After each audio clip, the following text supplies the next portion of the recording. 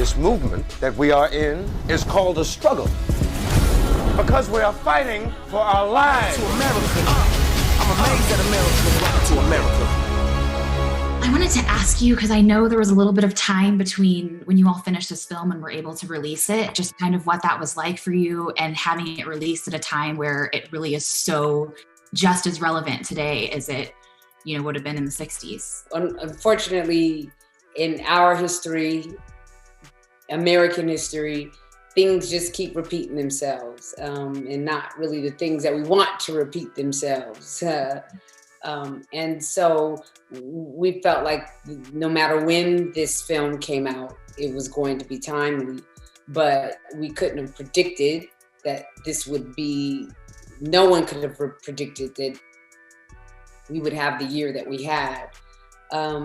We wanted to get this film out right before the elections, but we weren't able to do that. And it turns out that when you talk about just these past few months, last week made it clear that, we were right from the beginning. It would have been timely no matter when it comes out. So I think it'll make equally strong, if not stronger, impact now than it may have made if we were able to release in October. Minister Malcolm X. Good news, the chariot is coming. Definitely moments on set when we were filming this where scenes just took a turn and went in a completely different direction than we had planned. And I feel like, one of those moments was around the table with me and Aldous, Malcolm and Jim. We had no intention of sort of going in that direction, and something just happened because of, Regina and the way she allowed us to work and encouraged us and shaped the emotional journeys. But there's a moment in the film with Cass and Malcolm where Malcolm bursts away from him and talks about, drawing a line in the sand and the black people were being murdered in the streets every day. And something happened at that point. We, remember Regina came over and was like, we got it, and there was a real sense that suddenly the text sort of came to life in a way that we hadn't necessarily planned or thought about. And then, we went into lockdown, the world flipped upside down, and it was just like, oh my God, we've just made a film that's really important that we try and get out as soon as possible. And there was a real urgency with Regina and everyone to kind of get it cut together. Who's the greatest? That's right. It meant a lot to me, especially when I was, during ADR, it was literally days when I did my first ADR and I saw Kingsley saying, black people are literally dying in the streets every day. It was days after George Floyd. So it was a very surreal experience. I mean, I think as black people and as a black man, this is something that's always high stakes. You're always concerned about the police. This is not new. You're always concerned about, violence and these types of things in your community. This is not new, but just the way it's kind of exploded onto the mainstream media it definitely resonates in a different way. All together, yeah. I wanted to talk to you about code switching, because that's something a lot of the characters were talking to Sam about doing a lot. And I'm just curious about kind of your thoughts on his decision to do a different show for the white people, and if that's something that you've experienced at all personally. Oh, for sure.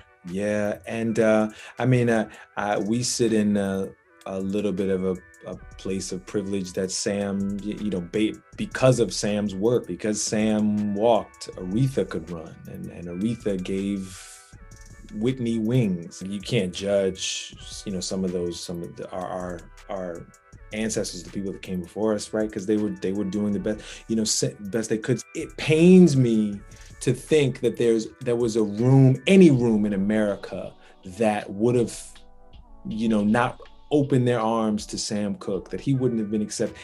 For me, because he's my guy, any room that wouldn't accept him didn't deserve him. But he knew that acceptance in the Copa, as you and I both, that was money.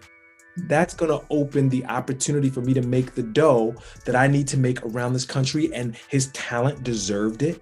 And he didn't want to be, relegated to one section of the business with all the talent that he was bringing to the table. One of my favorite things about your performance as Cass here was He's like so arrogant, but I love him every second and I'm totally on his side. Oh my goodness. Cash on cash. Why am I so pretty? How do you make like a self-centered character likable? You know what? I gotta say, that's just his unique ability. I wish I had that ability in my own life. It's something about the way he speaks and the way he is bold and transparent and vulnerable and honest and the way he backs up what he says. I think some combination of all of that, it just ingratiates him to people. People love him. I mean, I think it's funny you picked up on that because I think the same thing all the time is like, man, this guy's so self-centered, but at the same time, he's not, because he loves other people just as much as he loves himself. I think that's maybe what works. And I'm only 22 years old. There is no way I'm supposed to be this great. How much weight do you feel as an artist to be using your platform for something else? Or do you feel like you could be content to just be an actor?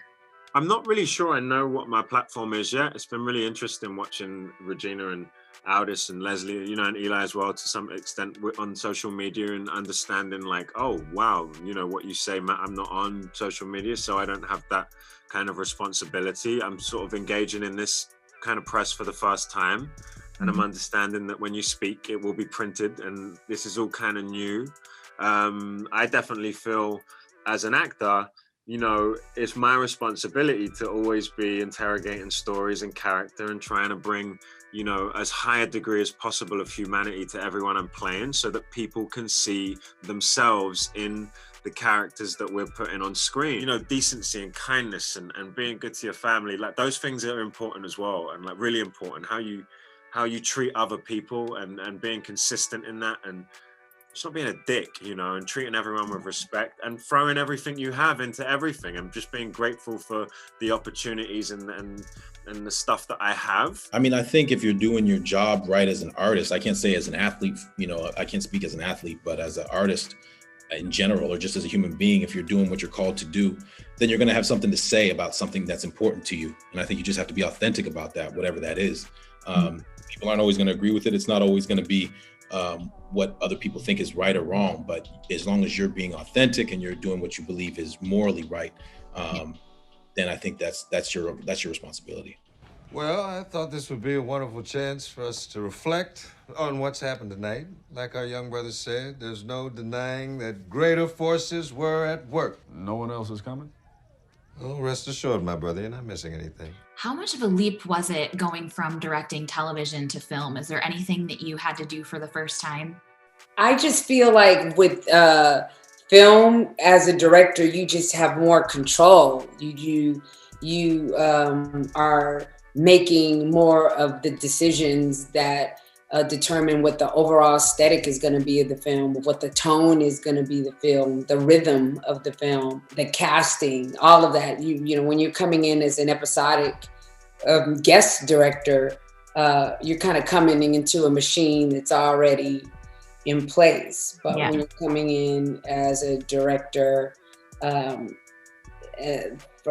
the beginning, you know, these are all your choices. You're choosing the team that is going to go on that journey with you. I know that everyone you meet these days is the world's biggest Hamilton fan, but I just have to ask, was there a moment where you knew that that was going to become what it is today?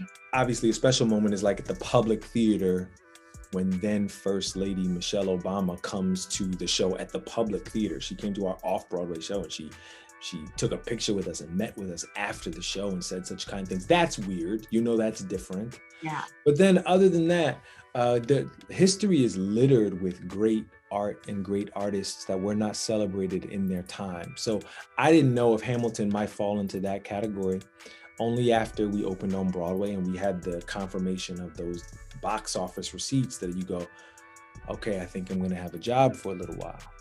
Longest job I've ever had, by the way. I worked there for 1 year. I've never had a job for a year in my life. This ain't about civil rights.